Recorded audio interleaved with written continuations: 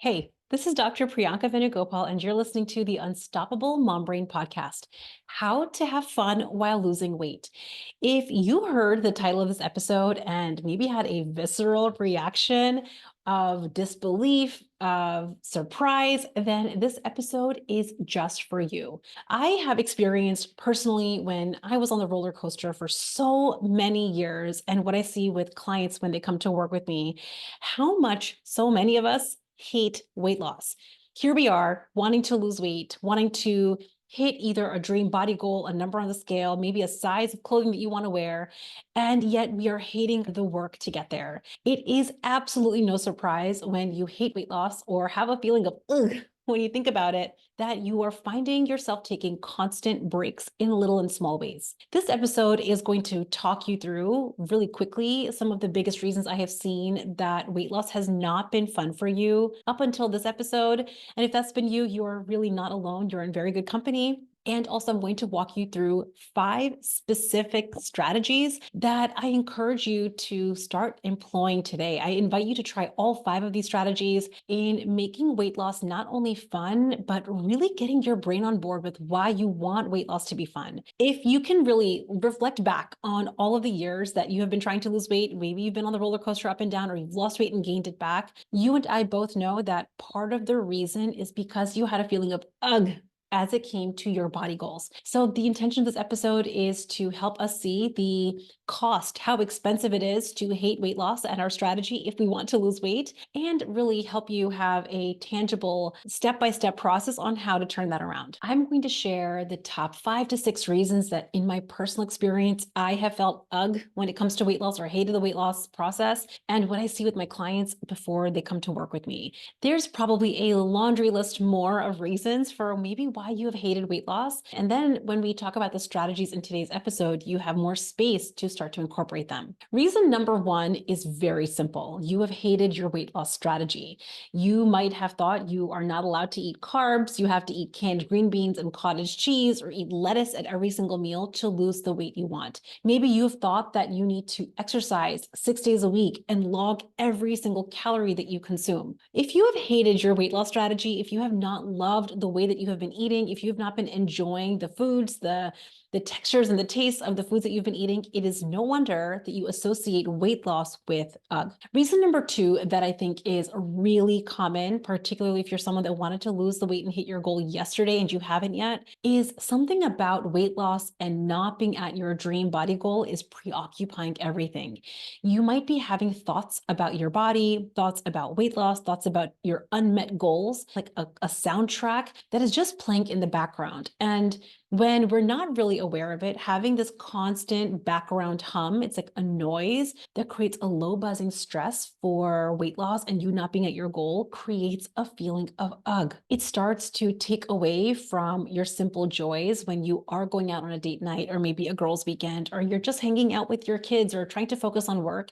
When you find that weight loss and your unmet goals are occupying the background hum of your mind, it's taking you out of being present and really enjoying your life right now. The third reason, and this is a real one, is that the diet industry has maybe tainted your perception of your body, what you think is supposed to be quote unquote normal. And so maybe you've had to grapple with this idea where you know that you're not feeling at home and comfortable in your skin, that you're not where you want to be in terms of your body and your weight. And also, you can see the toxic culture that the diet industry has been perpetuating. If that's you, you might really be having a lot of push-pull with your desire to lose weight. Maybe you feel some embarrassment that you want to lose weight, or you think that there's something wrong or morally bad that you have this goal. Maybe you think it's indulgent or frivolous. And so having this type of back and forth, this grappling with the idea that there's toxicity with diet culture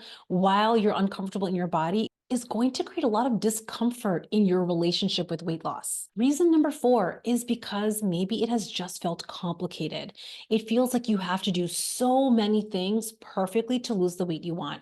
Maybe you think that if you don't execute and implement exactly the way you said you would, that you're never going to lose the weight. And that feels like a huge burden, particularly as a busy working mom. Reason number 5, 1 pound up on the scale ruins your day or your week. Maybe you've been hitting your goals Monday through Friday. It's particularly easier for you with your work day. You're busy with your work, and so it's really easy to stay on plan. But then comes Friday night or Saturday afternoon, and you just forget yourself. You gain a pound or 2 or 3, and you wake up on Monday morning and the scale is up. If you notice that a pound up or 2 or 3 is ruining your day or ruining your week, it makes perfect sense that weight loss and your weight loss process has felt like ugh. And I say this because, and I've shared this in numerous podcast episodes in the past, weight loss is not a linear process. So when we have a contentious relationship with the pound up on the scale or with an off-plan weekend or an off-plan vacation or basically an imperfect moment in some form in our life, it is no wonder that we start to create a lot of fatigue because we hate those parts of the journey. And that's unfortunate because those parts are part of the journey, which we're going to get into later in this episode. The next reason is you feel confused. Maybe you feel some confusion around exactly how, what, when, and where you're supposed to be eating. You've heard and read so many different diet rules, from intermittent fasting to keto to paleo to low carb to, eat less, move more, count every single point in calorie. There's probably a million different strategies that you have read about on the internet. And because there is so much information now, so much information available, it's very easy to get confused and to get overloaded with information. You'll also know that this is you if you find yourself passively trying to consume and learn more information to decide on your best strategy. But the more that you try to learn or passively consume, the more confusion you create. When you feel confused in your weight loss strategy, you and I both know it leads to a lot of inaction. You're going to spend a lot of time in indecision, which is going to keep your status quo, making weight loss feel really hard. The last reason, and again, there's probably a laundry list more, but it is that you have turned weight loss into a mountain of work. Because you haven't lost the weight you wanted to lose yet, you wanted to lose it yesterday, maybe you've lost weight and gained it back, your perfectionist brain, which is very normal, believes, since I haven't lost the weight yet, or because it's been hard for me up until this point, it must be really hard to do. It must take a lot of effort, a lot more work for me to solve this problem. And as a busy professional working mom, it makes a lot of sense that your brain has been like, oh, I don't want to do that. Now, if weight loss was not really a problem, I would not be recording this episode. But when you think of weight loss and you immediately feel dread or annoyance or irritation or frustration or overall I promise you, in little and big moments, you are likely taking breaks from your weight loss strategy. And every time you take a break from your weight loss strategy and you notice yourself doing this again and again and again, you end up creating very inconsistent results, which perpetuates this belief that weight loss is hard. So let's just pretend like it's completely true that weight loss has been hard. Right? Weight loss has been hard. There have been many moments of ugh. You haven't yet solved the problem. Maybe you've lost the weight, you've gained it back. And I want you to just allow yourself to accept that, yes, that has been the story up until now. Let's just put the story off to the side for a few moments as we explore some real tangible ways of what it would look like for you if you brought fun back to your weight loss strategy, if you learned that there were actually ways to make weight loss more fun. And I want you to sit with what the impact of that would be for you. If weight loss felt more fun, if your journey and the process and implementing and iterating on your weight loss journey felt like it was simpler and easier and fun, what would the impact be for you to keep it off for a lifetime? I'm going to get into the 5 strategies that I recommend that you all start incorporating today to make weight loss more fun. And then I'm going to end with one caveat, which I think is also incredibly important. So number 1 is to stop just focusing on the reward and focus on the process. I cannot tell you how often this is one of the biggest MOs of the busy professional, the high achiever, especially with perfectionist tendencies, is we have become very reward focused. We've become very focused on just the dopamine hit. This dopamine hits and reward looks like, a cookie at the end of the week or at the end of a long day, the pound down on the scale, the words of affirmation from your partner, or the praise from a boss or colleague. Our brains have become so habituated to seeking reward that we forget about really protecting our baseline. Let me tell you what I mean by that. When you're always focused on reward and you're looking for dopamine hits to feel good or maybe just take a break from your life stresses, not only are you going to be perpetually chasing the dopamine hits and the dopamine peaks, which is a very dissatisfying chase, as you and I both know, but constant peaks like this chemically in your brain chemically depletes dopamine and lowers your dopamine baseline. This is so important because dopamine is the source of our motivation and drive. Strategy number one, the strategy that I'm discussing, is actually the work of Carol Dweck, who is someone that talks about the growth mindset and how we can start to activate intrinsic motivation by focusing on the effort more than the reward. What I mean by this is rather than just focusing on the reward as your main source of pleasure, right? The cupcake at the end of the day or the pound down on the scale as where you're getting your sense of happiness and joy and fun, start to create fun on the journey by actually telling yourself why you're doing what you're doing. Telling yourself that, yes, sometimes it's hard, but I'm doing this because really recognizing yourself for the effort that you're putting in the process actually replenishes your dopamine and improves your dopamine baseline, which is going to improve motivation and drive. As busy professional working moms, we've gotten so used to squeezing ourselves into our own lives that it makes a lot of sense that food and snacks and alcohol have become habituated as the quickest source of fun. But this is a convenient lie that our brain is going to continue to tell us. Sure, food is fun, but it's not the only source of fun. Food is fun, but following through on what you said you were going to do is more fun. Sure, food is fun, but honoring your plan and how your gut feels and losing the weight you want to lose is actually more fun. This strategy, in my opinion, in my experience, is the cleanest form of pleasure because it's completely free of regret. And this one might take some practice. It's only because we've given food a role that it was never meant to have, and we've just become practiced and habituated at chasing dopamine hits like food and snacks rather than focusing on how to sustain our fun and our joy at baseline. In the Unstoppable group, one of the things that I really love, one of the core tools that you learn on day one is, yes, we have a strategy on how to eat, what to eat, and when to eat, but this tool of finding the joy and the fun in the effort is what activates intrinsic motivation, and it makes following through so much more simple. And you better believe it makes weight loss so much more fun. Strategy number two is to find more hobbies. I was recently reading a post in a physician moms group that I'm in.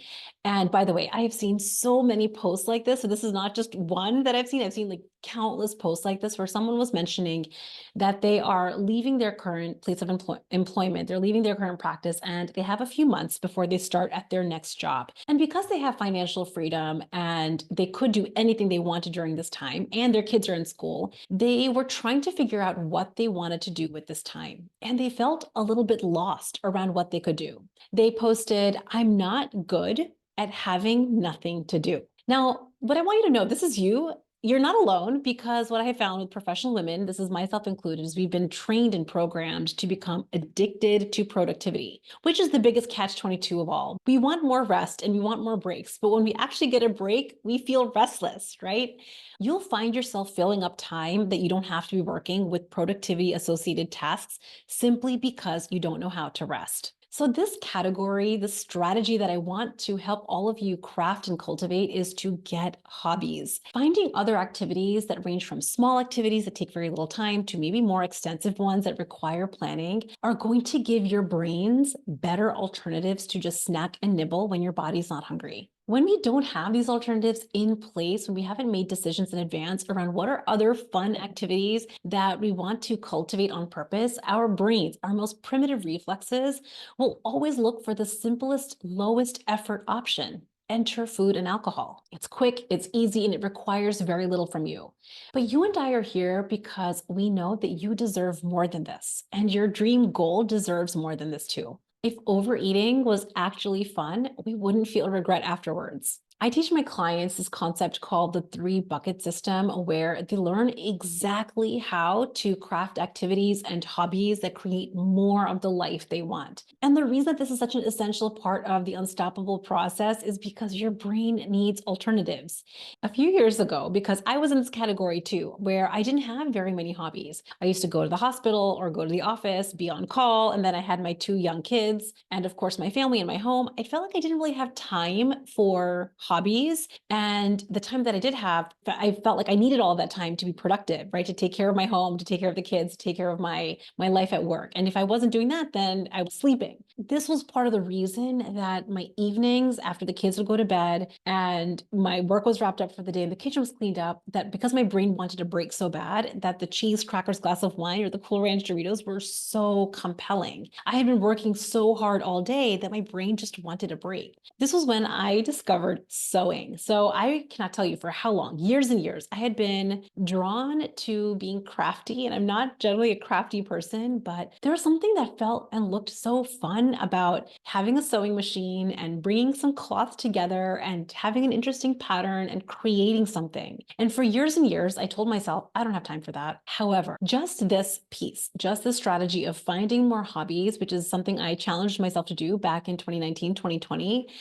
I told myself I was going to make the time. So in the evenings, once the kids went to bed and the kitchen was cleaned up, rather than doing my evening plop down with Netflix, cheese and crackers, and a glass of wine or a plate of Cool Ranch Doritos, I started looking up YouTube videos, like beginner YouTube videos on how to sew. I got myself a small sewing machine. I got myself some material and I made myself a little quilt. I'm actually going to post a picture of this on Instagram. If you are following me, I'm the Unstoppable Mom Brain. I'm going to show you a picture of the quilt that I made. I was so incredibly proud of it too, because I had this amazing product at the end of my work, something that I felt really good about. It's lasted years now, and I felt no regret when I was working on my sewing project. The beauty of having other hobbies separate from food is we get to have breaks from our life. We get to take breaks from our life stresses. We get to cultivate something that brings us joy, that relaxes our mind and our nervous system, and we can do so without actually having any regret afterwards. So I encourage you, if you have ever told yourself that you don't have time to pick up a new hobby, to challenge that thought. Because we're spending a lot of time eating when our body is not actually hungry. We're spending a lot of time thinking about these goals that we're not meeting. We're spending a lot of time thinking about how we have no fun and how we have no breaks. What if we took all of that time and we just invested it towards figuring out one hobby that brings us true joy? The next thing that I think is really important to make space for fun in your life, this one may or may not give you direct fun, it might, is to actually get more high quality sleep and get science on your side. I cannot tell you how many times I meet clients that come to work with me that are basically throwing the kitchen sink at the weight loss problem. They are eating little to no carbs. They are counting every single point that they eat. They're telling themselves that they're never allowed to, have a piece of cheesecake, that they have to hit the treadmill 6 days a week. And they're overworking at work and overworking in their mind. So they're not getting high quality sleep. When clients come to me from this lens, the thing that I want to show them, and the thing that I teach them in the group is simply getting science on your side to understand how all of these strategies are not making you a fat burner, will make space for more fun. These are fads. And I think that when we can understand the difference between a fad and science, we can start to simplify our weight loss process. And the reason that I wanted to just throw this in as an important piece of having more fun with weight loss is when you get science on your side, you start to understand how weight loss can be simpler than you realized. And when you blow your mind with that, you make space for more fun. The next piece of how to have more fun with weight loss is to stop numbing your stress. You know what makes life more fun than really anything else is to actually solve problems. We have these challenging moments in our life. We are busy professional moms, whether it's with your children, with your family, with aging parents, with something at work. And we think just throwing in a cookie every now and then is us having fun, is us taking a break. But eating to numb and distract ourselves from real life stresses is actually incredibly not fun. And we know this because Throwing in the occasional cookie, the occasional glass of wine to take a break from your life stresses is not solving any problems. So, this piece of the strategy on how to have more fun is an invitation to stop eating your way through stress and decide right now that you want to address stress at the root. One of the things that brings me an incredible amount of satisfaction and what creates amazing results for my clients in the Unstoppable group is we get to coach on real life stresses that my clients have in their professional and personal life. I want you to imagine how much would shift for you in your personal life when you feel less stressed about your kids, about your aging parents, about your mile long task list. What would shift for you if you learned how to overcome your overwhelm with all the things in your work and be actually more productive? Keeping your stress is like keeping a 20-pound backpack on your weight loss journey. And in my experience, it is costing you an incredible amount of time and energy, and absolutely costing you fun.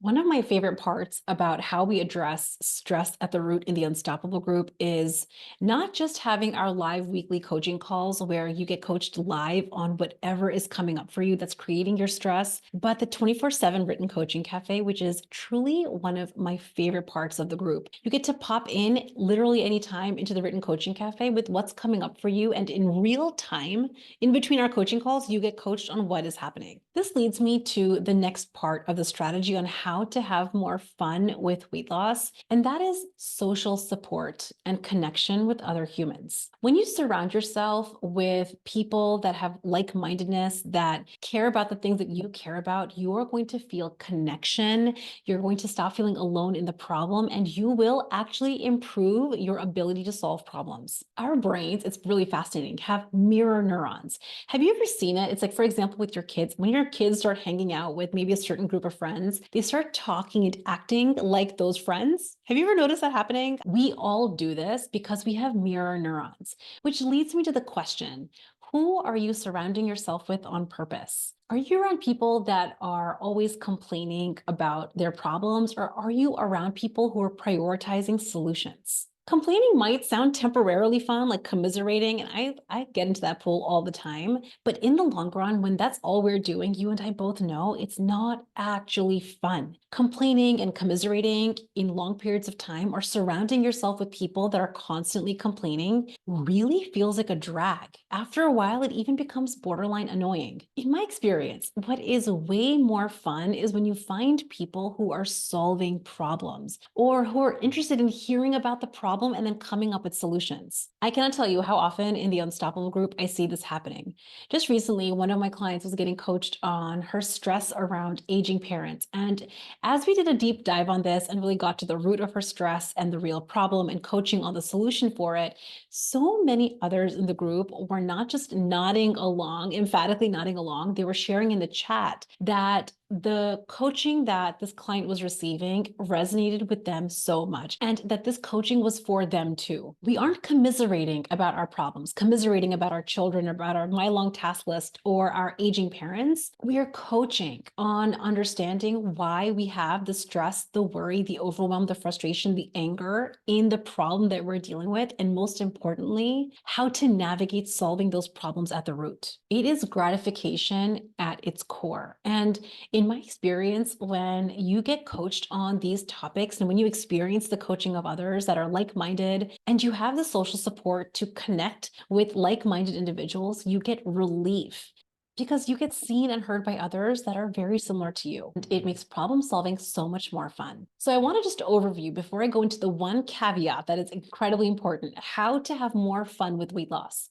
Number one, stop chasing just the reward, stop chasing just the dopamine hits, and really focus on loving the effort and loving the process. Number two, make sure that you have other hobbies. Food is fun, but it's not the only fun, and we have to give our brain other alternatives. Number three, get sleep and science on your side. Having science on your side to become a fat burner, and this includes getting more sleep, is going to blow your mind with how much simpler weight loss can be. Reason number four, stop numbing stresses with food and actually get to the bottom of why you feel stressed. Reason number five, really think about what it would feel like for you to have social support and connection with like minded individuals. What would it be like to stop commiserating on the problem, but instead focus on solutions? This leads me to the one caveat that I think is essential because I'm not here to just paint rainbows and unicorns and daisies and give you a one sided picture of weight loss. That weight loss is fun all the time. It's not, which leads me to this caveat. Yes, it's really important to have fun on the journey, to create more fun in weight loss, which is the whole intention of this episode. However, it's also important to remember and recognize and accept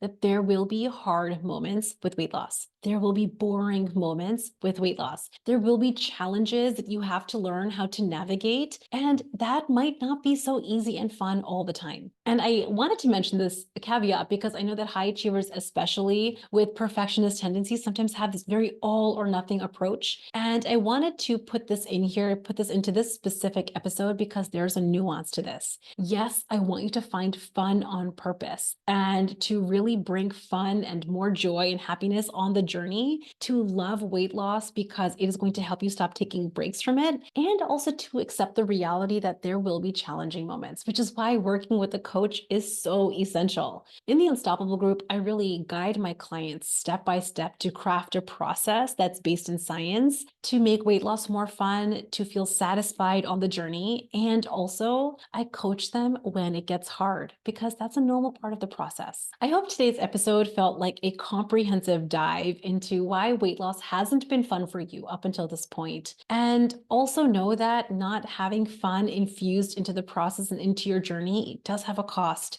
The reality is, no one else, me included, can make weight loss fun for you. No PDF, no magic pill, no mini course will make weight loss fun for you. Your kids, your partner, your boss cannot do it for you. This is one of those things that is a decision that you have to make, that you've decided, I can see the value of making weight loss fun, and now you have to go make it happen. You keep hating weight loss and keep thinking it's ugh. It'll be no surprise to me, and hopefully now you, that you'll keep needing breaks from it, making really inconsistent results for you on the scale. We're here because we want to learn sustainable science-backed strategies that last a lifetime, and infusing joy and some fun along the way is a necessary piece. If you loved today's episode, I would love it if you shared it with a friend and committed together that you are done commiserating and hating and poo-pooing weight loss, and instead decide starting today, moving forward, that you're on a new mission to make weight loss feel more fun. I cannot wait for you and your journey, and I'm so glad to be a part of the process.